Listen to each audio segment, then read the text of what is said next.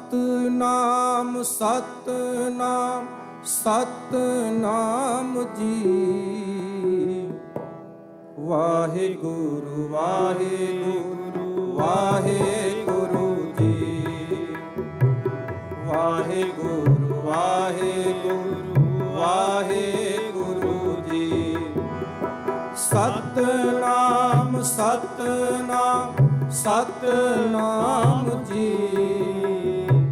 ਸਤਨਾਮ ਸਤਨਾਮ ਸਤਨਾਮ ਜੀ।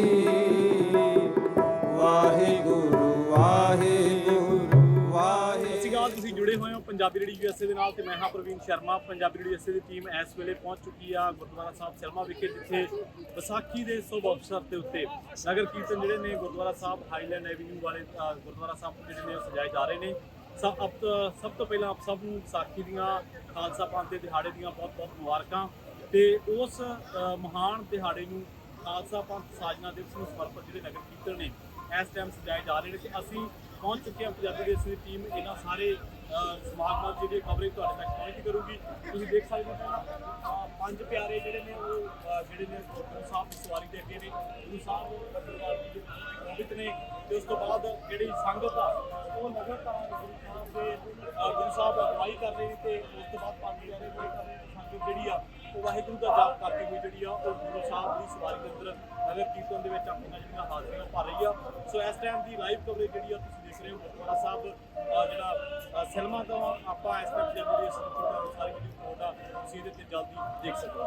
ਫਿਰ ਉਹ ਪੰਜਾਬੀ ਰੇਡੀਓ ਯੂਐਸਏ ਦੇ ਨਾਲ। ਵਾਹਿਗੁਰੂ ਜੀ ਕਾ ਖਾਲਸਾ ਵਾਹਿਗੁਰੂ ਜੀ ਫਤਿਹ। ਅੱਜ ਇੱਥੇ ਸਲਮਾ ਗੁਰੂ ਘਰ ਦੇ ਵਿੱਚ 31ਵਾਂ ਨਗਰ ਕੀਰਤਨ ਸਜਾਇਆ ਗਿਆ ਤਾਂ ਸੰਗਤ ਬਹੁਤ ਹਮ ਆ ਕੇ ਆ ਰਹੀ ਆ ਤਾਂ ਵਿਸਾਖੀ ਦੇ ਦਿਹਾੜੇ ਦੀ ਮਾਣ ਰਹੇ ਆ ਤਾਂ ਸਾਰੇ ਸਿੱਖ ਜਗਤਾਂ ਨੂੰ ਵਿਸਾਖੀ ਦੀਆਂ ਲੱਖ ਲੱਖ ਵਧਾਈਆਂ। ਵਾਹਿਗੁਰੂ ਜੀ ਕੀ ਫਤਿਹ। ਵਾਹਿਗੁਰੂ ਜੀ ਕਾ ਖਾਲਸਾ ਵਾਹਿਗੁਰੂ ਜੀ ਕੀ ਫਤਿਹ। ਸਾਰੀ ਸਿੱਖ ਜਗਤ ਨੂੰ ਵਿਸਾਖੀ ਦੀਆਂ ਬਹੁਤ ਬਹੁਤ ਵਧਾਈਆਂ। ਅਸੀਂ ਸੈਲਮਾ ਕੈਲੀਫੋਰਨੀਆ ਦੇ ਵਿੱਚ ਪਿਛਲੇ 31 ਸਾਲਾਂ ਤੋਂ ਵਿਸਾਖੀ ਦਾ ਇਹ ਜਿਹੜਾ ਸਿੱਖ ਭਾਈਚਾਰਾ ਸਾਡਾ ਸੈਲਮਾ ਸੈਂਟਰ ਵੈਲੀ ਦਾ ਇਹ ਰਲ ਕੇ ਵਿਸਾਖੀ ਦਾ ਦਿਵਸ ਮਨਾਉਂਦੇ ਆ। ਅੱਜ ਸੈਲਮਾ ਗੁਰੂ ਘਰ ਦੇ ਵਿੱਚ 8 ਮਾਰਚ ਦਾ ਇਹ ਜਿਹੜਾ ਇਕੱਠ ਆਪਾਂ ਦੇਖ ਰਹੇ ਆ, ਬੜਾ ਹੀ ਵਧੀਆ ਨਜ਼ਾਰਾ। ਸੰਗਤਾਂ ਕਿਸ ਤਰ੍ਹਾਂ ਇਹ ਅੱਜ ਦੇ ਦਿਨ ਦਾ ਆਨੰਦ ਮਾਣ ਰਹੀਆਂ।